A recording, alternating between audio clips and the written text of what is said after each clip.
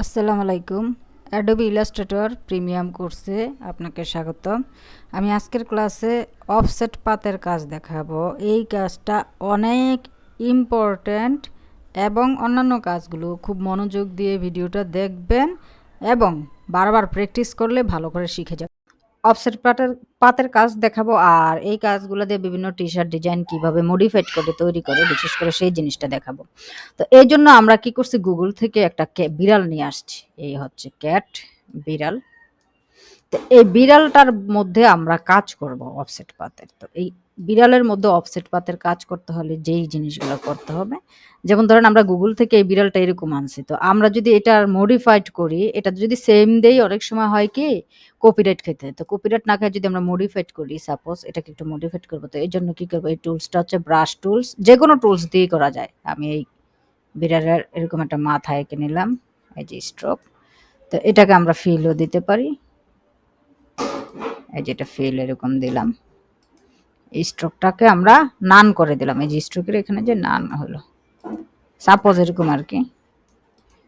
এটার কেমন করলাম করে, আবার এটাকে এই পাশে এনে যে কোনো জিনিসকে ট্রান্সফর্ম করা যায় হচ্ছে মাউসের রাইট বাটনে ক্লিক করে।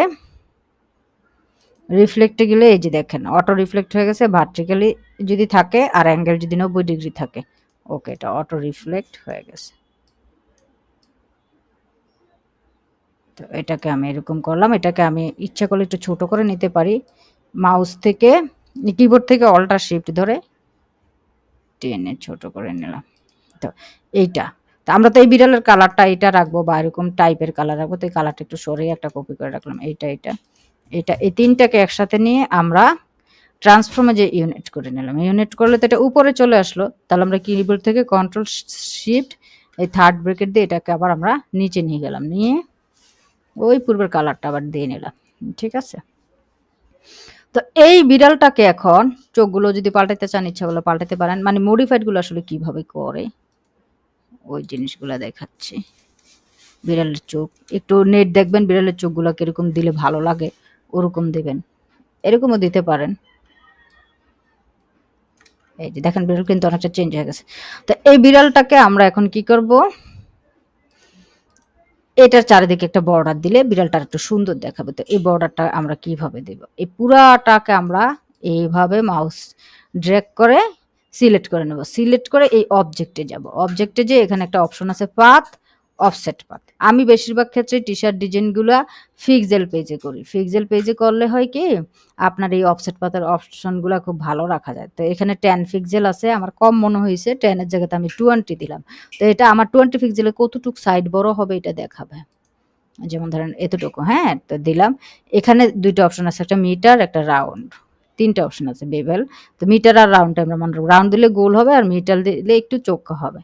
তো অনেক সময় রাউন্ড এবং মিটার একই রকম কাজ করে। তো আমি রাউন্ডে দিলাম। এই তারপর এটা দেওয়ার পর আমি কিবোর্ড থেকে কন্ট্রোল এক্স দিয়ে কাট করব। কন্ট্রোল এক্স দিলে কি হয়, কাট হয়। এবার আমি পেস্ট করব এটাকে। এখন উপরে যদি পেস্ট করি তাহলে control F, control Z sorry. উপরে যদি কি পেস্ট করি কন্ট্রোল এফ, আর উপরে পেস্ট না করে যদি আমি নিচে পেস্ট করি তাহলে হবে কন্ট্রোল বি। কন্ট্রোল এক্স দিয়ে এটা কাট করলাম। আবার জিনিসটা দেখাচ্ছি, এই যে আমি জিনিসটা কন্ট্রোল এক্স দিয়ে কাট করছি, এখন আমি এটা নিচে পেস্ট করব কন্ট্রোল বি, এটা এখন নিচে আছে। আর যদি উপরে পেস্ট করতাম তাহলে কন্ট্রোল এফ হইতো। এখন নিচে থাকলেও কি, এই জিনিসটাতে যেহেতু অনেকগুলো পাত, এটা অনেকগুলো অংশে আছে, তো আমরা এটাকে মার্জ করব, ইউনাইট করব। ইউনাইট করলে দেখেন এটা একটা হয়ে গেছে, এই যে একটা হয়ে গেছে কন্ট্রোল জেড। তো এটাকে কি করতে হয়, মার্জ করতে হয়, ইউনাইট করতে হয়। আচ্ছা, তো এখন একটা প্রশ্ন জাগতে পারে যে ক্যাটের তো এইগুলো এখান দিয়ে চলে আসছে, তো আপনারা যদি এটা না রাখতে চান, নিখুঁত করতে চান, তাহলে যেটা করবেন, এই যে সিলেক্ট করার সময় এই যে এই দুইটাকে আমরা কি করি, কন্ট্রোল 3 দিয়ে গায়েব করে দিই। ঠিক আছে, কন্ট্রোল 3 দিয়ে গায়েব করে দিলাম। তারপর এটাকে সিলেক্ট করি, করে অবজেক্টে গেলাম, পাতে গেলাম, অফসেট পাতে গেলাম, 20 পিক্সেল দিলাম, ওকে দিলাম, কন্ট্রোল এক্স, কন্ট্রোল বি, তারপর আমরা এটাকে ইউনাইট করলাম, মার্চ করলাম। এই যে দেখেন ওইবার কন্ট্রোল অল্টার 3 দিয়ে ওইটা নিয়ে আসলাম। ঠিক আছে, এই যে দেখেন বিড়ালটা এরকম হয়েছে।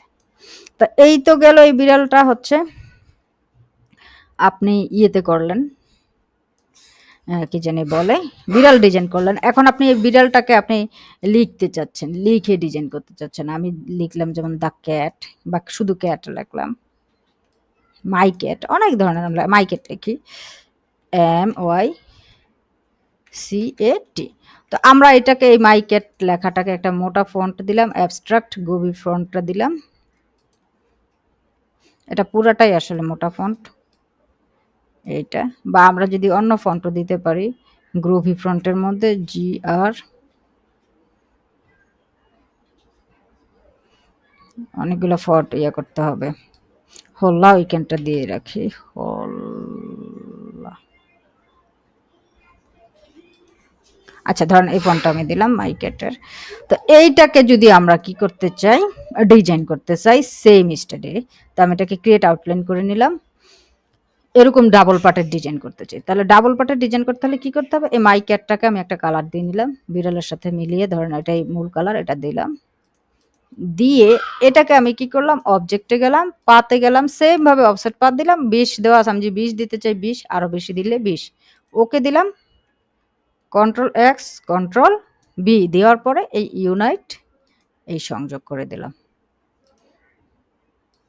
আচ্ছা আচ্ছা, এখানে এখন একটা জিনিস দেখলাম, যখন এটা করলাম এই ক্যাটার এই ভিতরের অংশটাও কি হয়েছে, ব্ল্যাক হয়েছে। এখন আমি চাচ্ছি যে এটাও একটা ডিজাইন, আমি চাচ্ছি যে ভিতরের অংশটা না হোক, শুধু বাইরেই রাউন্ড হোক, Ctrl+Z। তাহলে আমি কি করব, তাহলে আমি যেটা করব, এই এটাকে ধরবো, অবজেক্টে যাব, পাতে যাব, অফসেট পাতে যাব, এটা দিলাম, Ctrl+X Ctrl+B, আগের মতোই সব থাকবে, শুধু আমরা মার্জ করব না, মার্জ না করে শুধু ইউনাইট করব। শুধু ইউনাইট করলে হয় কি আপনার, আর কালারটা ব্ল্যাক দিয়ে নিলাম, শুধু ইউনাইট করলে হয় কি ভিতরের অংশটা আর পুড়ে যায় না, আর মার্চ করলে হয় ভিতরের অংশটা একদম পুড়ে যায়। আচ্ছা, এই লেখাটাকে যদি আপনি আরো ডিজাইন করতে চান তাও কিন্তু পারবেন। আরো ডিজাইন কিভাবে, এই যে দেখেন Ctrl+Z, আপনি এই লেখাটার উপরে ডিজাইন করবেন। তো আপনি ইচ্ছা করলে, যেহেতু নতুন আছেন, নিচেরটাকে Ctrl+3 দিয়ে গায়েব করে দেন, ব্ল্যাকটা Ctrl+3, তাহলে সুবিধা হবে।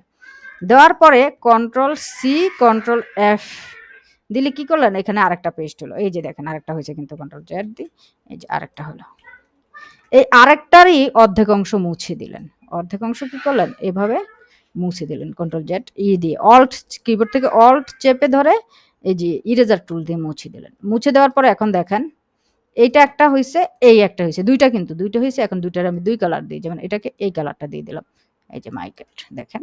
তাহলে Ctrl+Alt+3 দিয়ে নিচেরটা নিয়ে আসলাম, দেখেন কি সুন্দর ডিজাইন হয়ে গেছে মাই ক্যাটটা, কি সুন্দর ডিজাইন হয়ে গেছে দেখেন। আচ্ছা, এবার আমি এটাকে গ্রুপ করে ফেলি, Ctrl+G। এবার কিন্তু ইচ্ছে করলে আপনি এটার সাথে ক্যাটের সাথে ম্যাচিং করে এটাকে মিলাইতে পারেন। ইফেক্টে যে আমি যদি এখানে ওয়ার্ক থেকে আর্কে গেলাম, আর্কে গেলে আমরা জানি কি বাঁকা চাকা হয়, হয় প্রিভিউতে চেকমার্ক দিয়ে রাখুন, এখানে 50% না দিয়ে এই পাশে আমি 30 দিয়ে দেখি কেমন হয়। এই যে 30তে এটা সুন্দর হয়ে যায়, ওকে। এই যে দেখেন মাই ক্যাট। তো এভাবে যদি আপনি ইফেক্ট থেকে বাঁকা করেন, এটাকে আপনার অবজেক্টে যেয়ে আবার এক্সপান্ড করতে হয়। তো থ্যাংকস ফর ওয়াচিং, আল্লাহ হাফেজ।